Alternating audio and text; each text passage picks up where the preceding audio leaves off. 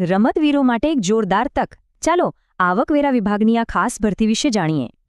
રમતગમતની સિદ્ધિઓ હવે અપાવી શકે છે એક સ્થિર સરકારી નોકરી. આ એક ખરેખર અનોખી તક છે. ગુજરાતના આવકવેરા વિભાગે ખાસ કરીને પ્રતિભાશાળી રમતવીરો માટે ભરતી બહાર પાડી છે. અને જગ્યાઓ પણ ઓછી નથી, કુલ 46 છે. ખેલાડીઓ માટે આ એક સુવર્ણ તક કહેવાય. આ ભરતીમાં 2 મુખ્ય પદો છે. એક છે ટેક્સ આસિસ્ટન્ટ અને બીજું છે મલ્ટીટાસ્કિંગ સ્ટાફ. તો આ બંને પદો માટે લાયકાત શું છે? ચાલો જોઈએ. શિક્ષણ, ઉંમર અને જરૂરી સ્કિલ્સમાં શું ફરક છે? પસંદગીમાં પહેલી પ્રાથમિકતા આંતરરાષ્ટ્રીય સ્તરે રમેલા ખેલાડીઓને મળશે. હવે અરજી કરવાની તારીખો ખાસ નોંધી લેજો.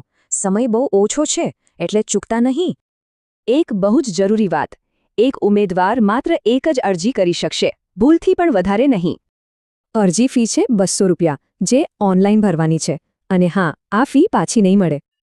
જાણો છો, મોટાભાગની અરજીઓ કેમ રિજેક્ટ થાય છે? કારણ કે સ્પોર્ટ્સ સર્ટિફિકેટનું ફોર્મેટ ખોટું હોય છે. જેમ કે જો કોઈ આંતરરાષ્ટ્રીય સ્તરે રમ્યું હોય તો ફોર્મ 1 ભરવાનું અને રાજ્ય સ્તર માટે ફોર્મ 2. એ જ રીતે યુનિવર્સિટી લેવલના ખેલાડીઓ માટે ફોર્મ 3 વાપરવું ફરજિયાત છે. આમાં ભૂલ ન થવી જોઈએ. ઓકે, તો હવે જોઈએ સિલેક્શન પ્રોસેસ. સૌથી પહેલાં તો સ્પોર્ટ્સના આધારે શોર્ટલિસ્ટિંગ થશે.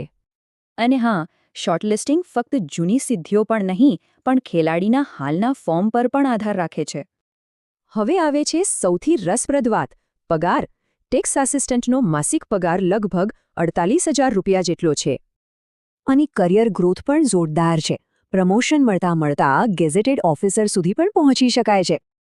તો ફાયદા તો ઘણા છે, જેમ કે નોકરીની સુરક્ષા, પણ સામે સ્પર્ધા અને અન્ય પડકારો પણ છે.